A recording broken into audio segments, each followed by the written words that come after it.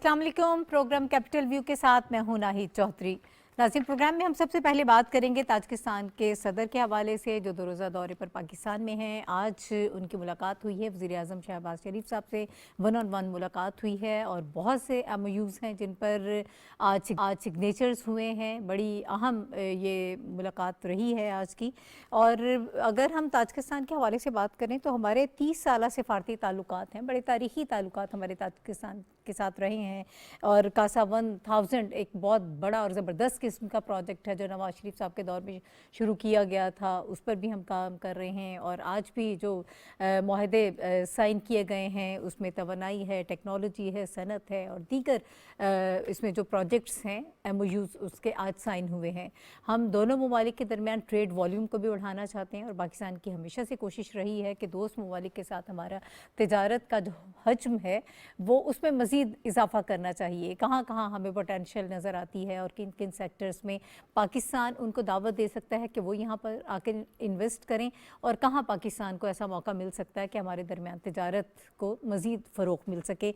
ये भी इसी किस्म का उनका 2 रोज़ा विज़िट है और ये यकीनन पाकिस्तान के लिए बहुत अहम है। वज़ीर-ए-आज़म शहबाज शरीफ साहब ने उनको दावत दी थी पाकिस्तान का दौरा करने की और वो पाकिस्तान तशरीफ़ लाए हैं। इसका आगे क्या इम्पैक्ट होगा और पाकिस्तान की ख़ारिजा पॉलिसी के हवाले से हम बात करते हैं। और पिछले कुछ सालों में उसमें हमें ये देखने में आया कि जो दोस्त ममालिक हैं वो ख़ारिजा पॉलिसी में झोल होने की वजह से उसको बहुत ज़्यादा पॉजिटिव वे में फ़ोकस ना करने की वजह से कुछ पाकिस्तान से नाराज़ थे और हम उसमें कोई बहुत अच्छा जो है वो परफॉर्म नहीं कर रहे थे। लेकिन जब से ये नई हुकूमत आई है इनका ये फ़ोकस है कि तमाम दोस्त ममालिक के अलावा दुनिया भर में जो दीगर ममालिक हैं जिनके साथ हमारे ताल्लुकात बेहतर हो सकते हैं, इन ताल्लुकात को मज़ीद बेहतर किया जाए। वज़ीर-ए-आज़म साहब का भी बहुत अहम किरदार है और वज़ीर ख़ारिजा हमारे बिलावल भुट्टो ज़रदारी साहब भी जो हैं वो बड़ी अहमियत के हामिल हैं इस सारे प्रोसेस में। और उनके जो विज़िट्स हैं और वो जिस तरह से पाकिस्तान को प्रोजेक्ट कर रहे हैं दीगर ममालिक में जाकर, वो सारी चीज़ें यकीनन काबिल सताइश हैं। अभी मैं चाहती हूँ कि इस विज़िट के हवाले से मज़ीद बात कर लेते हैं। मेरे साथ जो पैनलिस्ट मौजूद हैं इस वक्त, रशीद साफ़ी साहब मुझे ज्वाइन कर रहे हैं स्टूडियोज़ में। मारूफ सहाफ़ी हैं और सीनियर एनालिस्ट हैं। बहुत शुक्रिया साफ़ी साहब आपका हमें ज्वाइन करने के लिए। मेरे बाईं तरफ मौजूद हैं हुमायूं खान साहब। हुमायूं खान साहब भी जो है मारूफ तजियाकार हैं। Thank you so much Humayun Khan साहब फॉर जॉइनिंग अस। और मैं आगाज़ कर लेती हूँ साफ़ी साहब से। साफ़ी साहब, सबसे पहले कितना अहम देखते हैं आप इस दौरे को? ताजिकिस्तान के सदर इमाम अली रहमान जो हैं वो पाकिस्तान में मौजूद हैं। वज़ीर-ए-आज़म साहब से उनकी 1 on 1 मुलाकात भी हुई है और मुश्तरका एलामिया भी जो है वो जारी कर दिया गया है, प्रेस कॉन्फ्रेंस भी हुई है, बहुत सारे MOUs भी साइन हो रहे हैं। इसकी सिग्निफिकेंस क्या है आपकी नज़र में? जी बिल्कुल, बहुत अहम मुल्क है ख़ित्ते का और सेंट्रल एशिया का। जब से ताजिकिस्तान की मौजूदा सूरत सामने आई है, यानी मुत्तहिदा रूस की जब से आज़ादी हासिल करने के बाद पहली दिन से पाकिस्तान और ताजिकिस्तान के दरमियान बिरादराना ताल्लुक़ात कायम है। और जिस तरह आपने अपने इब्तिदाइया में कहा कि 3-4 दहाइयों पे मुहीत ये दोस्ती है और ये जो मौजूदा ताजिक सदर है ये पाकिस्तान के बहुत दीरीना दोस्त हैं। इनकी पाकिस्तान कई दौरे इससे पहले भी हो चुके हैं और जब जब भी बैनुल-अक़वामी फ़ोरम पे पाकिस्तान को ताजिकिस्तान की ज़रूरत महसूस हुई है तो ताजिकिस्तान हमेशा पाकिस्तान के साथ शाना बशाना रहा है।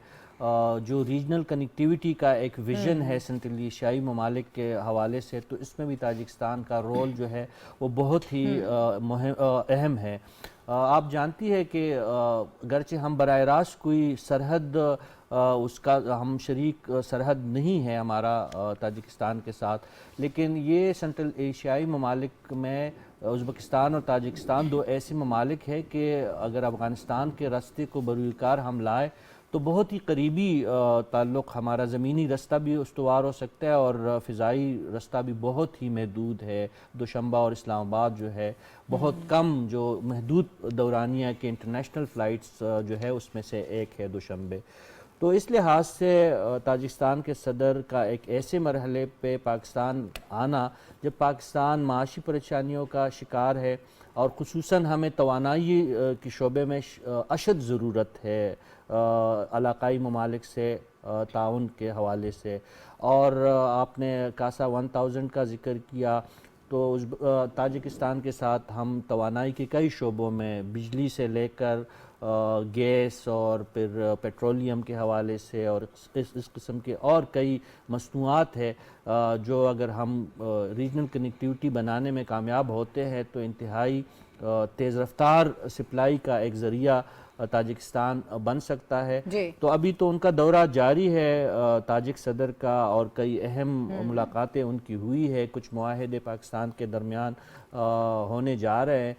میں نے جتنا تذکرہ کیا کہ یعنی ایک تو تاجکستان کی پاکستان کے ساتھ دوستی دیرینہ ہے, دوسرا توانائی کے شعبے میں اور مختلف باقی سیکٹر میں بھی تاجکستان کا اہم کردار ہے, لیکن بدقسمتی سے پاکستان اور تاجکستان کے درمیان تجارت کا وہ حجم نہیں ہے جو ہونا چاہیے. اس وقت تقریباً ہم $100 ملین کے لگ بھگ کے بیچ میں ہمارے دو ملکوں کے درمیان جو ہے کاروبار سالانہ ہوتا ہے, جو کئی گنا زیادہ اس کی پوٹینشل ہے. یہ جو مہمان آئے ہیں, معزز مہمان, ہم یہی توقع کر رہے ہیں کہ ہم افغانستان کے ساتھ بھی تاجکستان کے تعلقات اتنے زیادہ خراب نہیں ہیں اور ایک دوست مسلم ملک ہے, تو ہم یہی توقع کر رہے ہیں کہ جو وزیر اعظم شہباز شریف صاحب کا ایک ویژن ہے, پھر تاجک صدر کا اپنا جو ایک ویژن اور ایک کوشش ہے کہ جو علاقائی کنیکٹیوٹی کے حوالے سے دونوں کی سوچ اور اپروچ ایک جیسی ہے,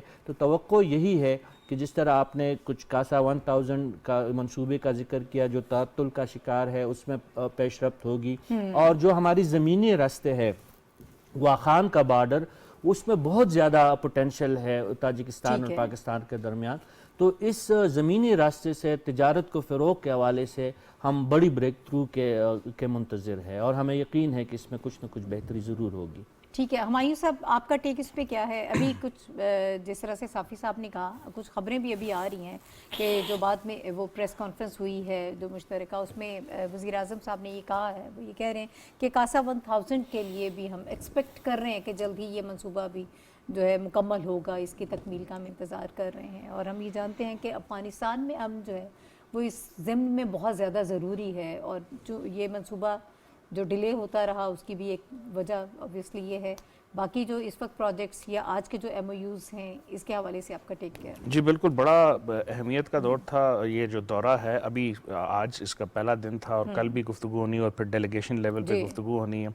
اس میں تقریباً جو ہم نے ابھی تک کی جو تھوڑی سی محدود اطلاعات ہمیں ملنی ہیں, 10 سے 12 کے قریب MOUs سائن ہوئے ہیں اور امید ہے. اچھا, یہ سینٹرل ایشیا کے ممالک میں وہ واحد ملک ہے جو سب سے قریب ہے پاکستان کے. اگر ہم واخان کوریڈور کا دیکھیں جو کہ بڑی ایک محدود سی پٹی ہے افغانستان کی, تو اس کے ساتھ, اور پھر جو CASA Central Asia South Asia connectivity کا جو یہ وہ پروجیکٹ ہے جس میں کچھ 1300 کے قریب میگا واٹ بجلی آتی ہے. اچھا, کرگزستان, تاجکستان, افغانستان اور پاکستان اور افغانستان دو وہ ملک ہیں جو ریسیپینٹ ہوں گے, اور کرگزستان اور تاجکستان وہ ملک ہیں جو جہاں پہ ابنڈنس ہے نیچرل ریسورسز کی, اینول رین فال کی, ان کے جو واٹر ریسورسز ہیں تو ان کے پاس بہت زیادہ بجلی کی ہے.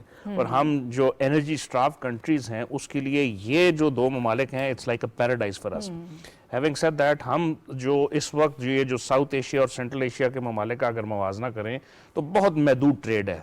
کلچرلی بہت زیادہ سملیرٹیز ہیں, ہمارے جو ہسٹوریکل لنکیجز دیکھیں, ریلیجس لنکیجز دیکھیں, تو بہت زیادہ ایسے مواقع ہیں جس سے یہ چیزیں بڑھ سکتی تھیں. پچھلے چند سالوں سے یہ بات بڑھ رہی تھی. کاسا 1000 کا جو ہے وہ نواز شریف صاحب کے ٹائم پہ اس کو کیا گیا, لیکن آپ نے بہت ساری وجوہات کا ذکر کیا. افغانستان ڈومیننٹلی ایک بہت بڑی وہ وجہ تھی جس کی وجہ سے یہ نہیں ہو پا رہا تھا. اب امید کی جا رہی ہے کیونکہ انٹرم سیٹ اپ نے بھی کچھ وعدے وعید کیے ہیں کہ وہ اس کو امپلیمنٹ کریں گے. ہائی جو HVDC جو وولٹیج لائن ہے اور اس طرح کی جو ہے تقریباً 4000 کے قریب ٹاورز لگیں گے, بہت اہمیت کا حامل پروجیکٹ ہے. اس کے علاوہ پیٹروکیمیکل کے اندر بہت زیادہ اس میں ہے, ایجوکیشن کے اندر ہے, ٹورزم ایک ایسا بڑا پوٹینشیل ہے جو اگر ایکسپلائٹ کیا جائے سینٹرل ایشیا اور ساؤتھ ایشیا کے اندر تو بہت زیادہ مواقع ہیں. پاکستان اس ان ٹیپ مارکیٹ کے ذریعے بہت زیادہ فائدے لے سکتا ہے. پھر ایگریکلچر کے اندر آپ کے فروٹس, آپ کی چھوٹی جو گارمنٹ انڈسٹری, اس طرح بہت ساری چیزیں. تو میرا خیال ہے کہ یہ بڑا ٹائملی وزٹ تھا, 2 سال کے اندر یہ دوسرا وزٹ ہے, اور یہ بتاتا ہے کہ سینٹرل ایشیا کی طرف سے پرٹیکولرلی تاجکستان کی طرف سے ایک بڑی کنسرٹڈ ایفرٹ ہے. شہباز شریف صاحب جب گئے SCO کے سمٹ میں, وہاں پہ سائیڈ لائن پہ ان کی ملاقات ہوئی پریزیڈنٹ کے ساتھ, تو میرا خیال ہے یہ اسی کا ایک تناظر کے اندر یہ چیز بڑھ رہی ہے. اچھا پھر اس کا ایک اور بہت اہم عنصر ہے، وہ ہے چائنا پاکستان اکنامک کوریڈور کا ایکسٹینشن. ہم افغانستان کے اندر وہ لے کے جانا چاہ رہے ہیں، اس کے اوپر گفتگو ہو رہی ہے، اور تاجکستان اور سینٹرل ایشیا کے یہ تمام ممالک بیلٹ اینڈ روڈ کا حصہ ہیں. تو اگر ہم یہ ایک انفراسٹرکچر بنا لیتے ہیں، کنیکٹیوٹی بنا لیتے ہیں، جو ویزا کے ایشوز ہیں بائی دا وے ہمارے سینٹرل ایشیا کے مختلف ممالک کے ساتھ، ان کے اوپر جو ہے وہ کام کر لیں، تو یہ ایک اتنا بڑا ان ٹیپ پوٹینشیل ہے جو پچھلے 25-30 سالوں میں نہیں کیا گیا. تو یہ ایک نیا ایونیو جو اس وقت کا جو انرجی اسٹراف اکنامکلی اسٹرینگلڈ پاکستان ہے، اس کے لیے ایک نئی بریتھ آف ایئر ہوگی اگر ہم اس چیز کو ٹیپ کر لیتے ہیں. ٹھیک ہے.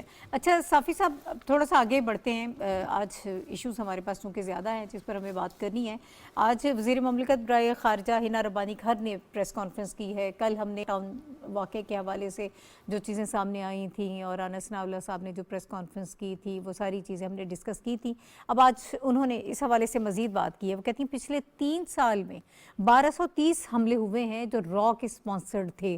را جو ہے وہ انویسٹمنٹ کر رہا ہے، سپانسر کر رہا ہے پاکستان میں انریسٹ کریٹ کرنے کے لیے، اور پاکستان میں دہشت گردی جو ہے وہ پھیلائی جا رہی ہے. اور بھارت جو خود کو دہشت گردی کا شکار دنیا کے سامنے قرار دیتا ہے، دنیا کے سامنے یہ کوشش کرتا ہے اپنے تئیں کہ ان کو یہ بتایا جائے کہ ہمارے ہاں دہشت گردی ہو رہی ہے، لیکن وہ خود سب سے بڑا دہشت گرد ملک ہے. اور پاکستان اس حوالے سے جو اقدامات کر رہا ہے. آج انہوں نے بتایا کہ جو غیر ملکی سفیر ہیں ان کو بھی سیکرٹری خارجہ نے آج صبح جو ہے وہ بریفنگ دی ہے، سارے معاملات جو ہیں وہ ان کو بتائے ہیں. اس کے علاوہ ہم کل بھی بات کر رہے تھے کہ یو این میں ہم جائیں گے سارے معاملے کو لے کر اور پاکستان اس معاملے کو پراپرلی ہائی لائٹ کرے گا کہ پاکستان میں جس طرح سے دہشت گردی ہو رہی ہے.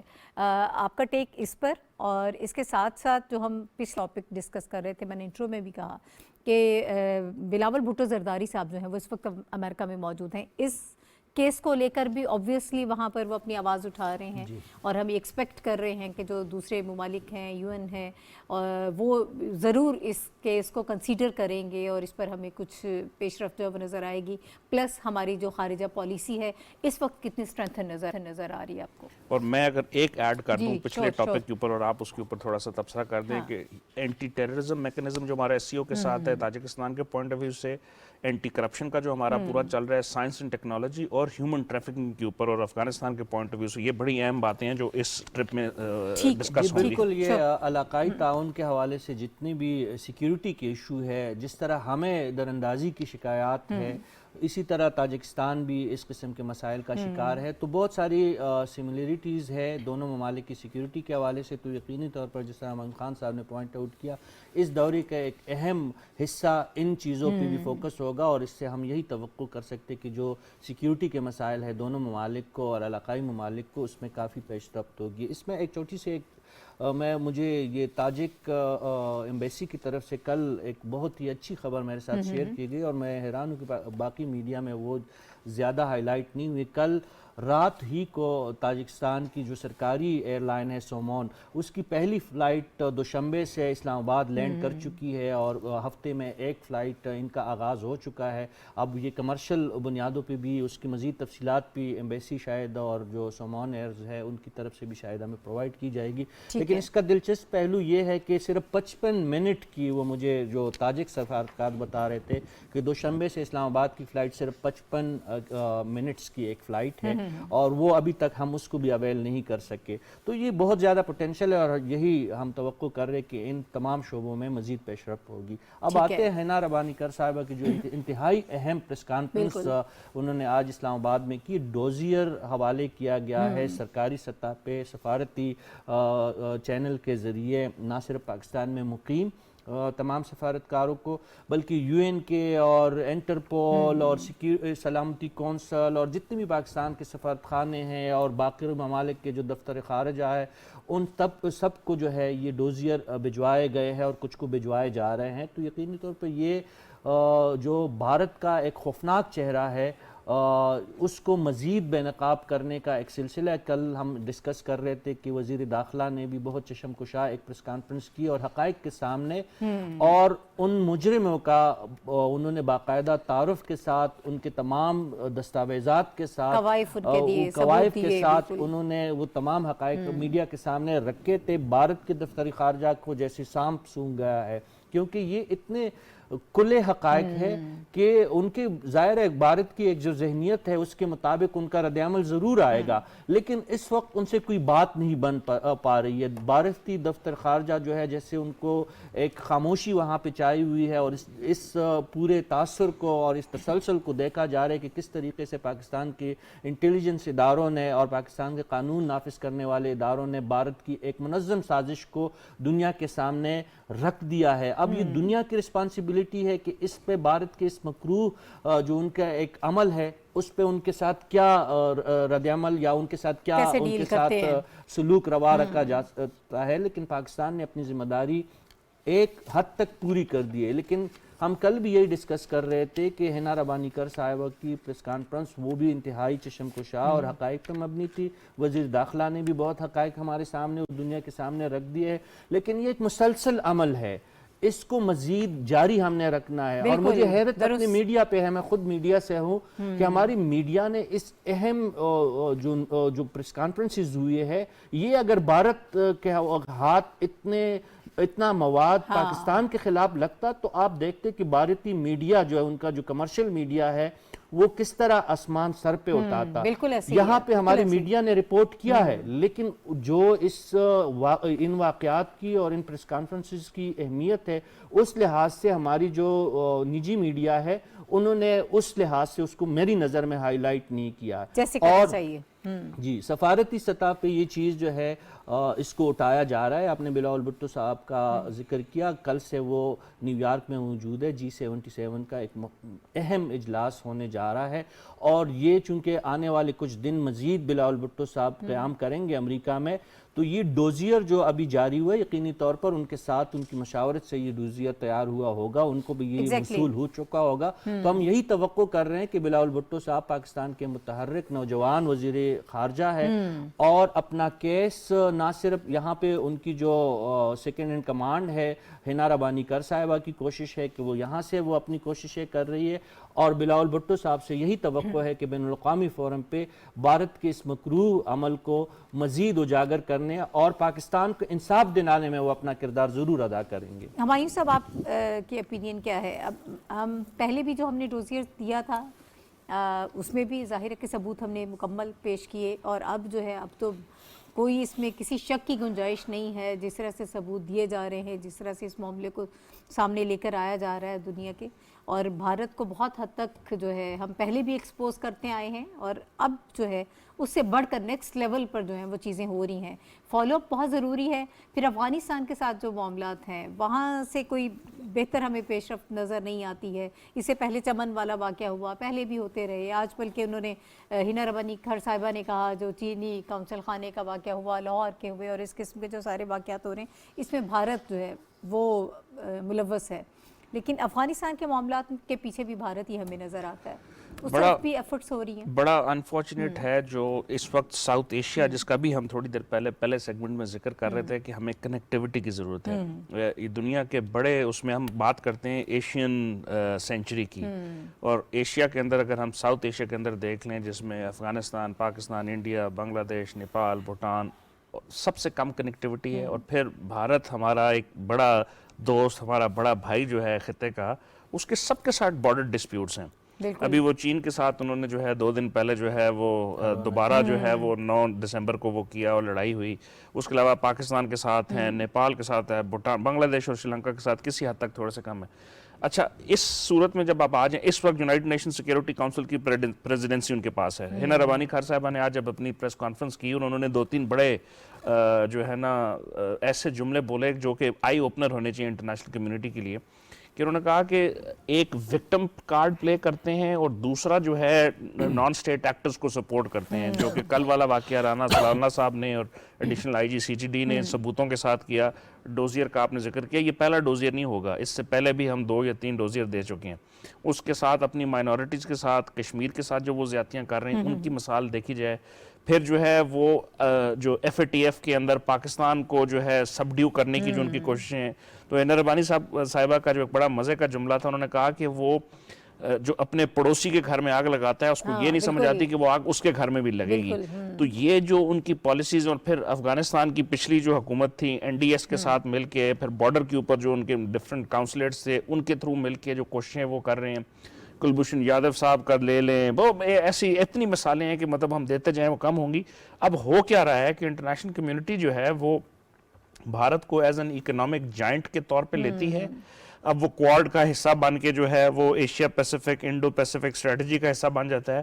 وہ یہ نہیں دیکھ رہے کہ وہ ایسا ملک پاکستان کا جس کا انہوں نے ذکر کیا 80,000 سے لے کے 1,00,000 کے قریب ہم نے اپنی جانیں دی ہیں پچھلے 20 سالوں میں, اور وہ کس لیے دیے کہ ہم ویسٹ کی جنگ لڑ رہے تھے یہاں پہ. اچھا اس کی بحث کے اندر بھی ہم نہیں جاتے, وہ سب کی جنگ تھی, لیکن ہم نے شروع کیسے ہو. انہوں نے کہا آج کہ ہم ایمانداری سے یہ سمجھتے ہیں کہ بین الاقوامی برادری جو ہے احتساب کرے گی, پھر کیسے ہوگا؟ میرا خیال ہے اب اس احتساب کی جو ہم اصلی مینیفیسٹیشن دیکھ رہے ہیں وہ یہ دیکھ رہے ہیں کہ امریکہ کے اندر یو این کے جو اسپیشل ریپورٹیر ہیں ہیومن رائٹس, ان کی بات کر لیں, انٹرنیشنل میڈیا کے بہت سارے جو بڑے نامی گرامی نام ہیں ان کی طرف, او ایس سی کا جو کانٹیکٹ گروپ ہے کشمیر کا اس کو دیکھ لیں, مختلف ایس سی او کے اندر جب گفتگو ہوئی, یہ سارے بڑے فورم ہیں ان کے اوپر اب بات ہو رہی ہے بھارت کو بتانے کی کہ آپ یہ جو رویہ ہے اس کو جاری نہیں رکھ سکتے, اس کے اوپر آپ کو دیکھنا ہوگا, سوچنا ہوگا. ڈسپائٹ دا فیکٹ کہ اس کے ساتھ ہم یہ دیکھتے ہیں کہ بھارت چونکہ ایک اکنامک پاور ہے تو وہ انٹر ڈیپینڈنس یا وہ جو اپنے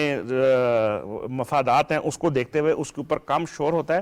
لیکن اب یہ شروع ہو چکا ہے, انڈیجنس موومنٹ ان کشمیر شروع ہو چکی ہے, باقی معاملات ہو کے. تو میرا خیال ہے جو پاکستان کی فارن پالیسی کی ایک سکسیس جو مجھے اس وقت نظر آ رہی وہ یہ ہے کہ ایک کنسرٹڈ ایفرٹ کے طور پہ ہم نے تمام انٹرنیشنل فورمز کے اوپر عسکری اور پولیٹیکل قیادت, فارن آفس, ہمارے ڈپلومیٹ سب نے مل کے ایک ایسی ایفرٹ سٹارٹ کیا. اب اس کو ہم نے رکنے نہیں دینا, اس کو ہر موقع پہ جو ہے وہ اس کے اوپر گفتگو کرنی ہے اور اپنے پوائنٹ کو اور ہائی لائٹ کرتے رہنا ہے.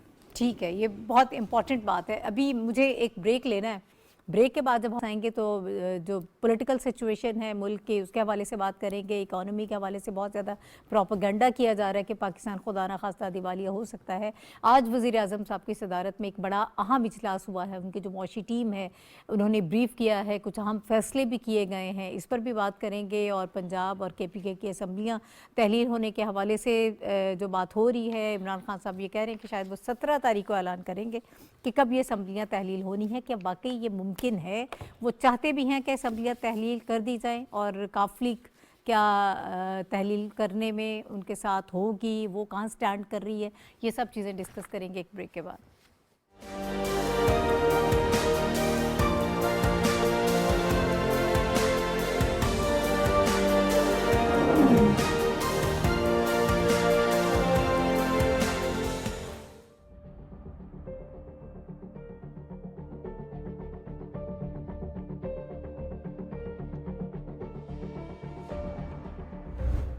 بھارت کے غیر قانونی زیر قبضہ جموں و کشمیر میں ہر کشمیری خوف اور دہشت کے گھٹن زدہ ماحول میں زندگی گزارنے پر مجبور ہے.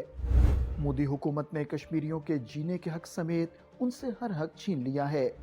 آرٹیکل 370 کی منسوخی کے بعد سے مقبوضہ جموں و کشمیر میں انسانی حقوق کی پامالیاں خطرناک حد تک پہنچ گئی ہیں.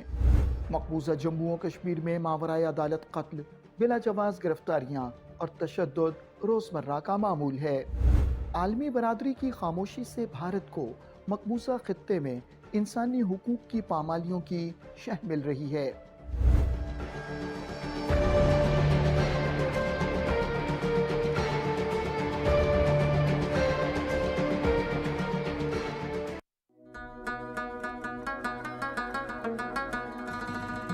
ہم باہر سے جو سیکنڈ ہینڈ ٹریکٹر ہیں جو 5 سال تک ان کی پرانے ہیں, یعنی ان کے جو second hand up to 5 years, البتہ ان کی سرٹیفکیشن ہوگی کہ جناب یہ ان کی عمر جو ہے یہ 5 سال سے زیادہ نہیں ہے, یعنی وہ باقاعدہ وہ نظام اپنا مارج وجود میں آئے گا.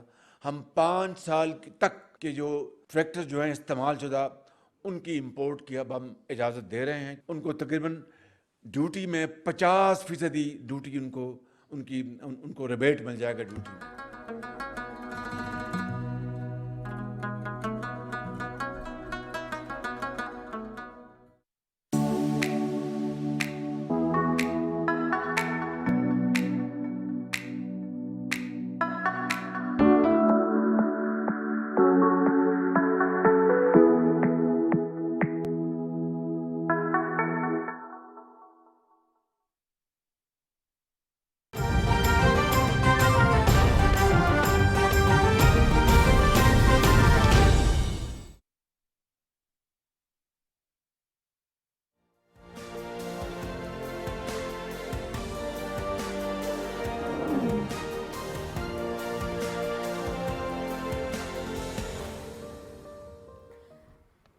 Welcome back to the show. नाज़रीन, ब्रेक पर जाने से पहले हम बात कर रहे थे वज़ीर आज़म शहबाज शरीफ साहब की सदारत में एक बहुत अहम इजलास हुआ है और उनकी जो मौशी टीम है उनके साथ बड़ी अहम मीटिंग्स हुई हैं, जिसमें वज़ीर ख़जाना इसहाक डार साहब, गवर्नर स्टेट बैंक और FBR हुकाम ने वज़ीर आज़म साहब को इस वक्त जो मुल्की मौशी सूरत हाल है उस पर ब्रीफिंग दी है। और जो प्रोपेगेंडा किया जा रहा है बड़े ज़ोर व शोर से कि खुदा न खासा पाकिस्तान दिवालिया होने जा रहा है, इसके हवाले से भी जो चीज़ें हैं वो क्लियर की गई हैं कि ऐसा कोई मामला नहीं है। और उन्होंने कहा कि जल्द ही हम कौम को तमाम हक़ाइक़ से आगाह करेंगे और सारा बैकग्राउंड जो है वो उनको समझाएंगे कि इस वक्त हम कहाँ स्टैंड कर रहे हैं। इस पर मज़ीद बात करने के लिए हमें इस वक्त ज्वाइन किया है डॉक्टर फ़र्रुख सलीम साहब ने। माहिर मईशत हैं, बड़े मारूफ शख्सियत हैं। बहुत शुक्रिया डॉक्टर साहब आपका सर हमें प्रोग्राम में ज्वाइन करने के लिए। सर, इस वक्त एग्जैक्ट सिचुएशन क्या है? आज की मीटिंग बहुत अहम है। गवर्नमेंट अपने तई बहुत कोशिशें कर रही है कि इकॉनमी को स्टेबलाइज़ किया जाए। इसहाक डार साहब भी जो हैं उन्होंने बहुत कोशिश की डॉलर को भी कंट्रोल करने की, लेकिन कुछ और वजूहात भी हैं जिनकी वजह से ये प्रॉब्लम्स जो हैं सर उठा रही हैं। इस वक्त हुकूमत जो कर रही है, मैं ये चाहती हूँ कि आप हमें वो बता दीजिएगा। देखिए, आपने जैसे अपने इब्तदाई में कहा, अभी जो मईशत के ऊपर जो बहस हो रही है उसमें तो डिफॉल्ट की बहुत बात हो रही है, और दूसरा जो रियल क्राइसिस है उसकी शायद कम बात हो रही है। डिफॉल्ट के हवाले से मैं आपको ये बता सकता हूँ कि किसी किस्म के डिफॉल्ट का खतरा नहीं है। और ये मैं इसलिए कह रहा हूँ कि जो हकाइक मैं आपके सामने रखता हूँ कि इस वक्त पाकिस्तान के जो बैरूनी कर्जाजात हैं वो लगभग 130 अरब डॉलर में से जो बॉन्ड की मद में कर्जा है वो 9 अरब डॉलर का है। जब लफ्ज डिफॉल्ट का इस्तेमाल करते हैं तो वो ममालिक जो अपने बॉन्ड की अदायगी तारीख पे नहीं कर सकते वो डिफॉल्ट में चले जाते हैं। अब हमारा पाकिस्तान की हुकूमत का एक बॉन्ड सितंबर की 5 तारीख को उसकी अदायगी की तारीख सामने आई थी और स्टेट बैंक ने 100% उसकी अदायगी कर दी है। इसका मतलब है कि वहां कोई डिफॉल्ट नहीं हुआ। जो साल अगला आ रहा है सन 2023 का कैलेंडर, उसमें पाकिस्तान का कोई भी बॉन्ड मैच्योर नहीं। अगर बॉन्ड ही मैच्योर नहीं हो तो फिर आप प्रत्येक डिफॉल्ट का कोई सवाल ही पैदा नहीं होता। जो हमारा नेक्स्ट बॉन्ड की अदायगी की तारीख है वो 15 अप्रैल 2000। इसका मतलब ये है कि अगले 16 महीने में यकीनी बात यह है कि किसी किस्म का डिफॉल्ट चला तो 15 अप्रैल 2024 में $1 बिलियन की अदायगी है। वो क्या हुकूमत पाकिस्तान अदा कर पाएगी या नहीं, वो अभी कब वक्त है, वो 16 महीने का वक्त पड़ा है उसकी एडजस्टमेंट के लिए। तो डिफॉल्ट नहीं होने चला, ये मैं आपको कैटेगोरिकली बता दूं। ठीक है, इंशाल्लाह। जो असल बहरान है वो उसमें इकोनॉमिक्स हम कहते हैं करेंसी क्राइसिस, या आम आदमी की जुबान में आप समझे कि डॉलर का फुकदान। डॉलर का एक संगीन शदीद खतरनाक किस्म का हमारी मार्केट में फुकदान है। चाहे वो मैं सर आपसे यही जानना चाह रही थी कि आज जो कुछ अहम फैसले लिए गए हैं उसमें ये भी एक बड़ा अहम फैसला लिया गया है कि डॉलर की स्मगलिंग को रोका जाए, इसके लिए ऑपरेशन किया जाए और तमाम इदारे जो हैं मिलके इसके खिलाफ काम करें, सख्त एक्शन लिया जाए। ये कितना ज़रूरी है इस वक्त? देखिए, मैं समझता हूँ कि डॉलर की स्मगलिंग हो रही है, लेकिन उसकी जो अमाउंट्स हैं वो कोई इतनी बड़ी नहीं, क्योंकि स्मगलिंग जो होती है सिर्फ और सिर्फ ओपन मार्केट की होती है, और ओपन मार्केट का जो मेरा तखमीना है पाकिस्तान में वो कोई 30-25 मिलियन डॉलर से रोजाना ज्यादा, उससे ज्यादा बड़ी। जो असल ट्रेडिंग होती है वो इंटरबैंक मार्केट में है, जो 500 मिलियन डॉलर की रोजाना की ट्रेडिंग है, और इंटरबैंक से किसी किस्म की कोई स्मगलिंग नहीं हो रही। स्मगलिंग रोकना चाहिए, बिल्कुल रोकना चाहिए, लेकिन अगर जो छोटी मोटी सी स्मगलिंग हो रही है उसको रोक दिया जाएगा तो डॉलर का रेट जो है उसके नतीजे में कहीं कम होने वाला नहीं है। जी अच्छा डॉक्टर साहब, मुझे ये बताइए कि इस वक्त इस सारी क्राइसिस का हल आपकी नज़र में क्या है? आप माहिर मईशत हैं, آپ زیادہ بہتر طریقے سے ہمیں بتا سکتے ہیں. ایک طرف تو پروپیگنڈا بہت زور و شور سے جاری ہے اور پینک کریٹ کرنے کی کوشش کی جا رہی ہے. آپ نے اس پینک کو کم کیا ہے. آپ یہ کہہ رہے ہیں کہ خدا نخواستہ کوئی کیٹیگوریکلی یہ کہہ رہے ہیں کہ خدا نخواستہ ڈیفالٹ ہونے کا کوئی خطرہ نہیں ہے. اس کا حل کیا ہے؟ ہمایون صاحب بھی کچھ میرے خیال میں. ڈاکٹر صاحب ایک اسی سے ملتا جلتا سوال ہے عام لوگوں کے لیے. ایک تو یہ ہے کہ ڈیفالٹ کا تو بہت سارے جو لوگ ہیں وہ یہ کہہ رہے ہیں جس طرح آپ نے آج بڑا کیٹیگوریکلی کہہ دیا کہ نہیں ہے. دوسرا یہ بتائیے کہ جو ہمارا بیلنس آف پیمنٹ کے جو مسائل ہیں اس کے کیا خطرات ہیں, اور اس کے بعد ہمارے جو کچھ ہمسایہ ممالک ہیں جس میں چین اور سعودی عربیہ کی طرف سے ہمیں کچھ اچھی جو ہے وہ مل رہی ہیں خبریں مل رہی ہیں, تو اگر وہ ان کی طرف سے ہیلپ آ جاتی ہے تو کیا وہ بیلنس آف پیمنٹ کا جو بھی مسئلہ ہے وہ بھی حل ہونے میں آپ کو کچھ نظر آ رہا ہے کہ بہتری آئے گی؟ جی اصل سوال سمجھتا ہوں یہ کہ جو ابھی آپ کے حوالے سے میں نے کرنسی کا بیلنس آف پیمنٹ جب خراب ہو جاتا ہے اس کے نتیجے کرنسی کا امداد جو پاکستان میں دیکھ رہے ہیں. حل جو ہے دیکھیے پچھلے 25-30 سالوں سے ہم غلطیاں کر رہے ہیں اور اس کے نتیجے میں آج ہم یہاں کھڑے ہیں. اس کا کوئی فوری حل نہیں نکل سکتا. فوری حل جو ہے جو امیڈیٹ ضرورت ہے وہ یہ ہے کہ ہمیں کسی بھی صورت IMF کے پروگرام میں واپس جانا ہو. آپ نے آپ نے سعودی عربیہ کا ذکر کیا. ہماری جو تاریخ ہے ابھی زیادہ پرانی تاریخ نہیں مجھے بتاتی ہے کہ چاہے وہ چائنا ہو چاہے وہ سعودی عربیہ ہو وہ ہمیں خود سے یہ مشورہ دیتے ہیں کہ آپ IMF کے پروگرام کا حصہ بنیں اور اس کے بننے کے بعد پھر ہم آپ کی مدد جو ہے وہ کرنے میں کرنا شروع کریں. تو پہلی سٹیج تو یہ ہے کہ IMF کا حصہ بننا میں سمجھتا ہوں کہ نہایت ضروری ہے. اس کے بعد یہ باقی چیزیں جو ہے یہ سامنے آ سکتی ہیں. حکومت کی طرف سے میں سمجھتا ہوں جو کمزوری اس وقت نظر آ رہی ہے کہ وہ امید تو ضرور دلاتے ہیں, وہ تسلی بھی دیتے ہیں. آپ نے خبروں کا ذکر کیا, شاید خبریں بھی آتی ہیں, لیکن ایک ٹھوس قسم کا نقشہ حکمت عملی ہمیں یہاں پہ خواہش اور امید اور ایک حکمت عملی میں تفریق کرنی. حکمت عملی سامنے نہیں آ رہی, وہ جس کو میپ کہتے ہیں وہ حکومت کی طرف سے سامنے آنا. ٹھیک ہے, وہ بہت ضروری ہے. بہت شکریہ. ڈاکٹر فرخ سلیم صاحب ہمارے ساتھ موجود تھے, ماہر معیشت. حفیظ صاحب اس وقت گورنمنٹ جو اقدامات کر رہی ہے ویسے آج اناؤنس کیا ہے, انہوں نے کہا کہ ہم بہت جلد عوام کو اعتماد میں لیں گے, سارا بیک گراؤنڈ ان کو سمجھائیں گے اور یہ بتائیں گے کہ ہم کیا کرنے جا رہے ہیں. یہ بہت ضروری ہے. آپ جو اس وقت کوششیں کی جا رہی ہیں ان ایفرٹس کو کیسے دیکھتے ہیں, اور جو اوور آل اس وقت سچویشن بنا دی گئی ہے, جو شور شرابہ کیا جا رہا ہے, غلط خبریں بھی جو ہیں پھیلائی جا رہی ہیں, اس کو کیسے دیکھ رہے ہیں آپ؟ دیکھیں ناہید مسئلے تو ہیں معیشت کے حوالے سے, اور اس حکومت نے جن حالات میں اقتدار سنبھالی وہ اس وقت تو مزید خطرات اور خدشات زیادہ تھے, اور سابق وزیر اعظم دہائیاں دیتے رہے کہ پاکستان خدا نخواستہ سری لنکا کی طرح ڈیفالٹ کر جائے گا. لیکن ماہرین معیشت جو ڈاکٹر فرخ سلیم صاحب کی اپنی ایک اتھارٹی ہے اس حوالے سے, ان کا بھی یہی کہنا ہے, اور حکومت بھی اس حوالے سے پوری امید بھی ہے اور پر اعتماد بھی ہے کہ انشاءاللہ پاکستان کبھی بھی ڈیفالٹ نہیں کرے گا.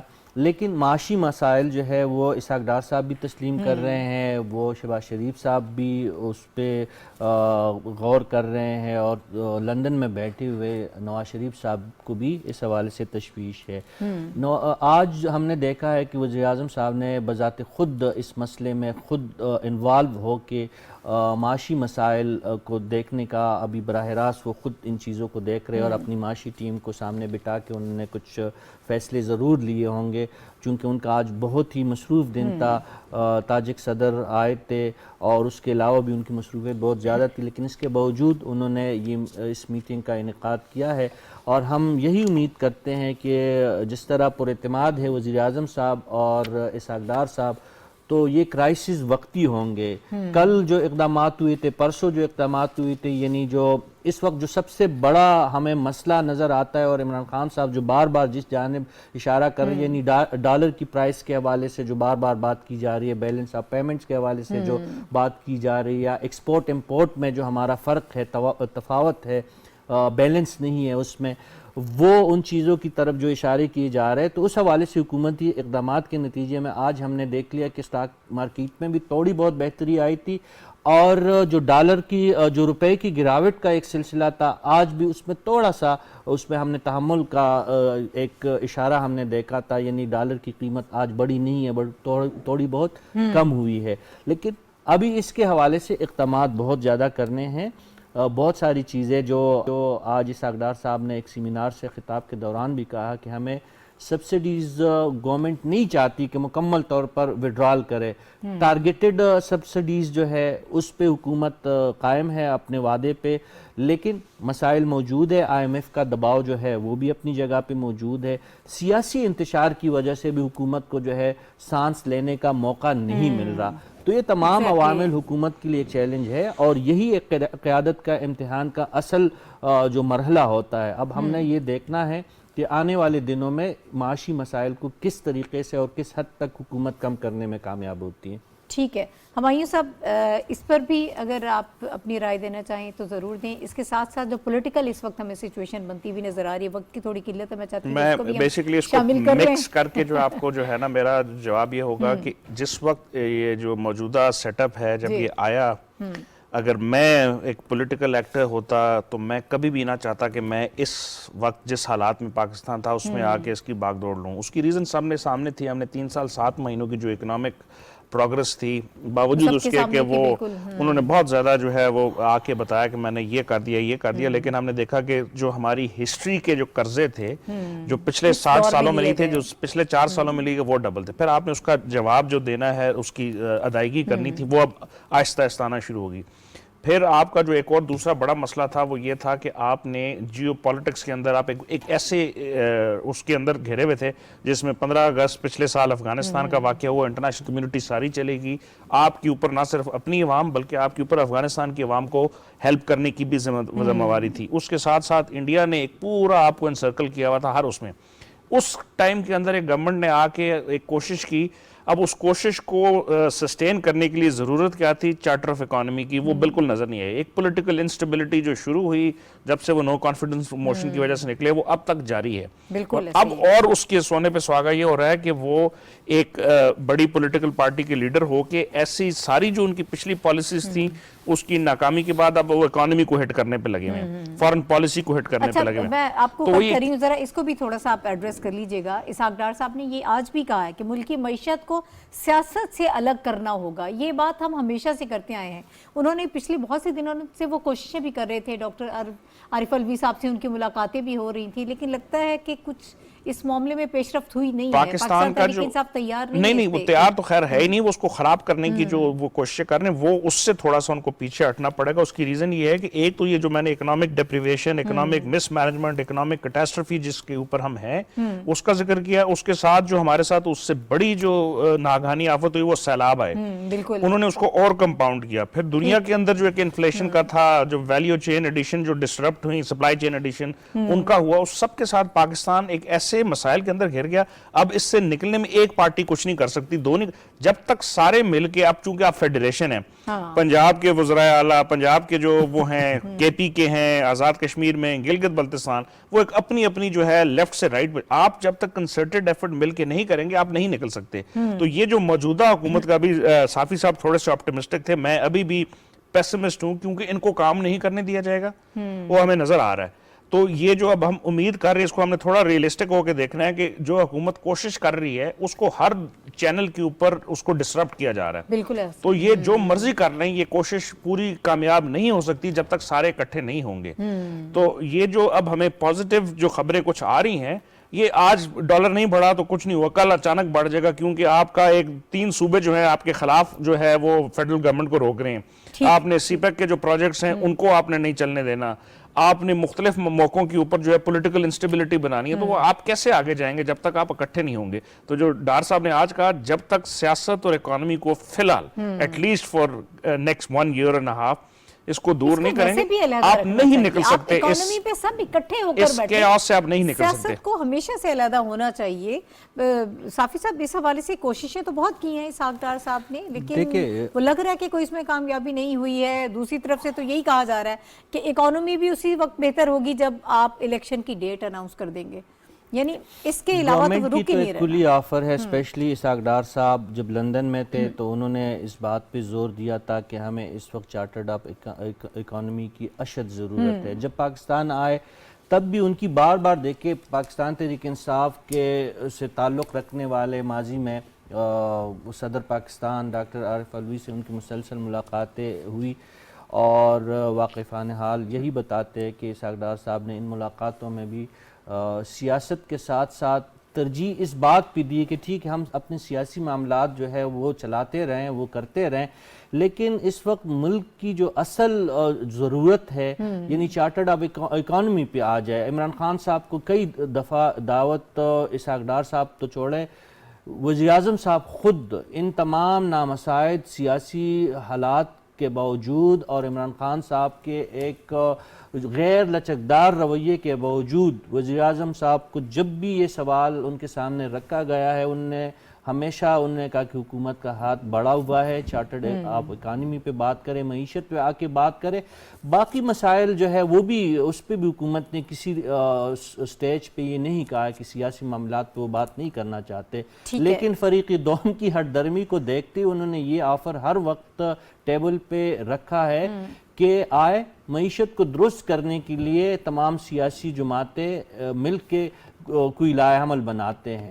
وہ یہ بھی نہیں کرتے. میں صرف اس میں ایک نقطہ ایڈ کرنا چاہتا ہوں. دوسری جانب پاکستان تحریک انصاف تو سیاست پہ ان کے رہنما اسپیشلی عمران خان صاحب پورے صحیفے جو ہے ہمیں بیان کر دیتے ہیں اور جو کرپشن اور اپنے جو سیاسی مخالفین ہے ان کا دڑن تختہ میں وہ گھنٹوں بات کرتے ہیں, لیکن کبھی بھی عمران خان صاحب یا ان کی ٹیم میں شامل اہم رہنماؤں نے ہمیں معیشت کے بارے میں یہ نہیں بتایا کہ ان کا پلان کیا ہے, وہ کس طرح. یہ بات تو ہم بھی تسلیم کر رہے ہیں کہ معاشی مسائل موجود ہے, لیکن عمران خان صاحب نے کبھی آپ نے ان کے منہ سے سنا ہے کہ آنے والے وقت میں ان کے پاس کیا ویژن ہے؟ خود بھی کچھ نہیں کر رہے اور جو اس وقت بیٹھے ہیں ان کو بھی کرنے نہیں دے رہے. ٹھیک ہے, آج عمران خان صاحب نے کہا کہ 17 تاریخ کو ہم ڈیٹ دے دیں گے, بتا دیں گے کہ ہم نے اسمبلیاں کب تحلیل کرنی ہے. کیا اسمبلیاں تحلیل ہوں گی؟ آپ کی رائے کیا ہے؟ اور کاف لیگ کہاں سٹینڈ کر رہی ہے؟ کیونکہ بہت شکوک و شبہات ہیں کاف لیگ کے حوالے سے بھی.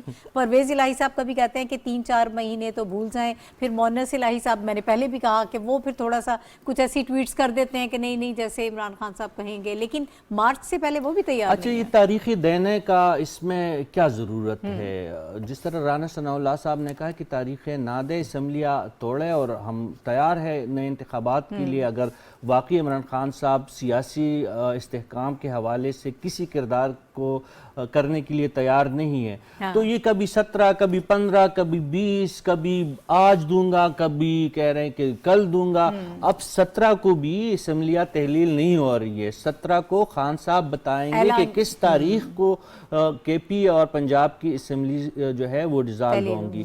وہ اس میں مسائل کیا ہوں گے وہ تو بات کی بات ہے. ہم یہ جانتے ہیں کہ دیکھیں پرویز الہی صاحب جو ہے ان کا طرز عمل اگر ہم اس وقت دیکھیں, ان کے لانگ ٹرم منصوبے ہیں, اپنی کابینہ میں نئے وزراء کو شامل کر رہے ہیں, وہ لانگ ٹرم منصوبے ان کی طرف سے اناؤنس کی جا رہے. دوسری طرف جو ہے کے پی کے وزیر اعلیٰ جو ہے یہاں پہ آ کے فنڈز مانگ رہے, وفاق پہ الزام لگا رہے کہ ان کے فنڈز بند ہے اور ہمیں فنڈز دلوائے جائے. اگر اسمبلیاں ٹوٹ رہی ہے, ختم ہو رہی ہے, تو پھر صوبائی اسمبلیاں جو ہے کیوں دباؤ ڈال رہی ہے اور الزامات لگاتے پھر رہے ہیں دونوں وزراء اعلیٰ کہ وفاق ان کے جو ہے واجب الادا رقمات نہیں دیتے. وہ ایک الگ ٹاپک ہے, اس پہ بھی بات ہو سکتی ہے. لیکن اگر آپ نے اسمبلیاں ہی توڑنی ہے تو پھر آپ کو صوبائی فنڈز کس لیے چاہیے؟ پھر توڑ ڈالیے. اگر آپ کے پاس فنڈز بھی نہیں ہیں, آپ کہہ رہے ہیں کہ وفاق نے آپ کا رستہ بھی روک رکھا ہے, تو پھر صوبائی اسمبلیوں میں رہنے کا آپ کے پاس جواز کیا ہے؟ یہ سیاسی ان کی جو ہے شعبدہ بازیاں ہے خان صاحب کی. میرے خیال میں 17 کے بعد پتہ نہیں کون سی تاریخ ملے گی, اس کے بعد دوسری تاریخ بھی مل سکتی ہے. اور اگر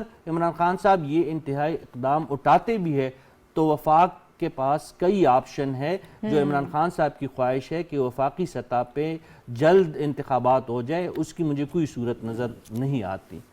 ٹھیک ہے. اچھا ہمایوں صاحب آپ ذرا مجھے بتائیے گا, اچھا کچھ سیٹ ایڈجسٹمنٹ کی بھی باتیں ہو رہی ہیں, وہ کہتے ہیں کہ آپس میں شرائط جو ہے وہ دی جا رہی ہیں, کاف لیگ کو آپ بتا رہے ہیں کہ ریپورٹڈلی یہ کچھ ہمیں خبریں ملی ہیں کہ تو لگ رہا ہے آپ کو جی there is a possibility, very strong theoretical possibility بھی ہے کہ دیکھیں اس وقت 10 پارٹیز کی جو جماعت ہے کاف لیگ, وہ صوبے میں حکومت کر رہی ہے, اور حکومت کرنے کے بعد رسپانسبلٹی اس کی جو چیف ایگزیکٹو ہے وہ پرویز الہی صاحب ہیں, تو جو پرفارمنس پچھلے 7-8 مہینوں کی ہوگی اس کی بیسس پہ ان کو جج کیا جائے گا, باوجود اس کے کولیشن پارٹنر ہے.